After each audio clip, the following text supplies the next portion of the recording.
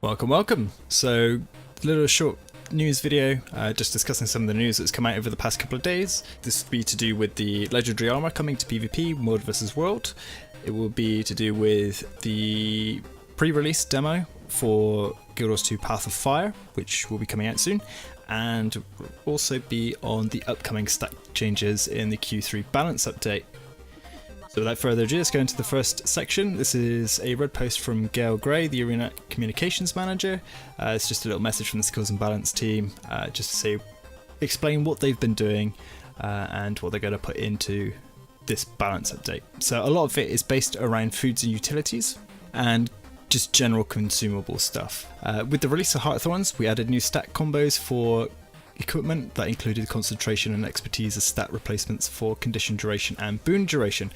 Having both of these systems available on equipment and consumables is redundant, so in the upcoming balance update we will be converting all equipment and consumables that provide a bonus to boon duration or condition duration to use concentration or expertise instead.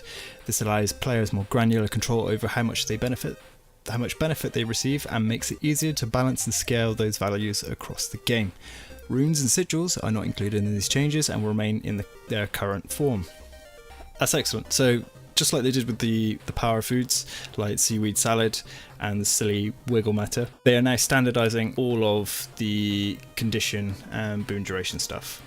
This is for both consumables and also utility stuff. So in the consumable parts, they're explaining here that all of the stuff they gave, like for example plus 20% condition duration, will now just apply a flat 100 expertise for condition duration, and obviously with boon duration it would be 100 concentration respectively. So this is quite a massive nerf to condition damage. It's been really strong for quite a while now, especially with the nerf to the power foods not so long ago, but it's going to make it so much easier for the balance team just to push out these updates and make sure everything is balanced. And they've got a lot of work coming up, and is still working on at the moment with the new expansion and the 9 new elite specializations. This also should make it easier for players to understand exactly how much condition duration or boon duration they are getting from their armor and their foods. They're just building its entirety. Whereas before you had like a flat 20% damage, it's a flat 20% on base condition duration, or with everything on top? Is it, adding certain extra percentages and then the percent? That's all the kind of things that go through a new player's mind. They don't particularly understand. Whereas now that it's been changed to be standardized, it should be a lot easier for people to go, okay, I'm just getting, flat 80%, or I'm now capped, which is brilliant, because I'm a Condi, Necro, or whatever. They've also changed Giver's weapons and armor sets to do the exact same thing. So the weapons gave you condition duration and the armor gives you boon duration, and the snowflakes and doubloons have also had the same upgrade, and this should hopefully improve the armor stat combo for those wanting to play in a support role, which would be nice. It could be quite nice for the firebrand that's coming up. Hopefully that's going to have more of a support role, quite possibly with the Scourge as well. That'd be quite good. And yeah, it seems like a lot of boon duration and everything else seems to be a lot harder to get hold of now. I actually have to gear into that stat combo to be able to play all of the old builds, which is nice. It changes the meta. So the last big thing is utility consumables. They say that they're taking the opportunity to also standardise the way that utility buffs provide bonuses, reworking the theming and ensure that they feel unique and different from food buffs. All utility buffs will consistently provide stat conversion from now on. Additionally, sharpening stones will always provide power-based builds, tuning crystals will always benefit condition-based builds, and maintenance oils have been repurposed to benefit support builds, which is awesome. So throughout Guild Wars 2's life, there's never been any kind of consumables that have really been geared to benefit support builds that were kind of easy to identify. It was always kind of really muddy. And now they've changed that, which is amazing. So they've got that soft trinity now coming in, even through items, armor sets, specializations. Brilliant. They're saying now that the damage boost from using the new utility buff will be slightly higher for Berserker builds than it was before, and somewhat weaker for Condition builds than it was before, again applying to that extra nerf. However, the effects of the baseline buffs have also changed to not convert from defensive stats, which is huge. Like, that is massive. I'll show you on the graph in a second exactly what kind of changes that they've made here, but that is amazing. There's also reworks the recipes for all of the utilities, so Furious, Toxic and Bountiful utility items are significantly cheaper to craft, which would be nice. At least now you won't have to take out a mortgage to be able to do a raid, which is fantastic. All about that stuff. So let's have a look at the new stats for the Sharpening Stone, Maintenance Oils and Focusing Crystals. So the base ones is now converting Precision instead of Toughness into Power, and Ferocity into Power. So that's pretty awesome. If you're a Berserker, obviously Precision is one of your main stats, and then Ferocity is one of the secondary stats, and they're now being both converted into Power, so that should give you the extra boost that's quite nice.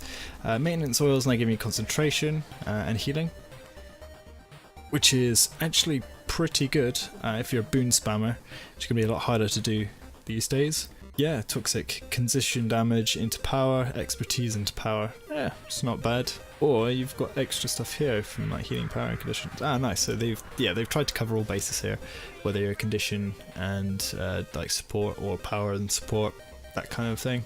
Lovely. Good news for all of you World vs World and PvP fans. You'll soon be able to get your own legendary armour. Yes, you heard correct. So on August the 8th, there'll be an update. It's just only a small thing, and it will be adding the legendary armour for the Triumphant Heroes, Mistforged Triumphant Heroes, the Ardent Glorious Ascended and Glorious Hero Ascended armours. So it's fairly, standard. Once you've earned these, you need to take 3 PvP or World vs World gifts and 1 piece of Ascendant gear in the Mystic Forge. You can purchase the ingredients for the gifts from either Commander Warraiser in World vs World or Ascended Armour League Vendor in PvP. So this is just the two guys that do the back piece stuff anyway. So it's quite a nice addition. It will turn them purple, and it will also allow you to do, obviously, stat swapping, which is amazing. I would imagine they're about the same cost to make, the same as the raid stuff. However, it might be a little bit cheaper because obviously you don't get the legendary skins that you do with the raid stuff. So we'll have to see about that. Only time will tell. It's only a few days time, so that's always good. It's a nice little change. Of course, people are saying that they don't want it to count towards the Envoy achievement, where you have to soulbind all 18 pieces, which is pretty crazy. If you ask me, that's an extremely long-term goal, to be able to craft all 18 pieces of legendary armor. You've got to be pretty dedicated to that.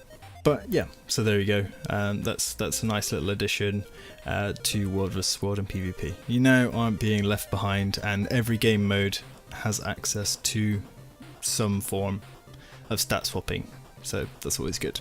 The other news is on September 22nd, obviously, Path of Fire is being launched. They announced it last Tuesday, and that was pretty amazing, pretty, gonna blow your mind kind of thing. However, the Guild Wars 2 Path of Fire PvE preview weekend experience is coming on Friday, August 11th through to Sunday, August 13th. So as of this video, which is now the 4th of August, it will be in exactly a week's time, which is perfect. So next Friday, log into the game, try it out. You don't need to own the game. You don't even need to pre-order or anything. Just register for an account and have a go in the expansion with all the mounts and all of the other stuff, and yeah, have a bit of fun. I'm going to be doing a lot of recording then, so expect some stuff from me on that. And that's it. That's your little update for now, until the next one, which will probably be on mounts or something. But yeah, thanks for watching. If you have anything positive or negative to add, then don't forget to drop that in the comments. If you enjoyed the video, then give it a like. Even consider subscribing, because it really helps me out. But yeah, thanks for watching, and I'll see you in the next one.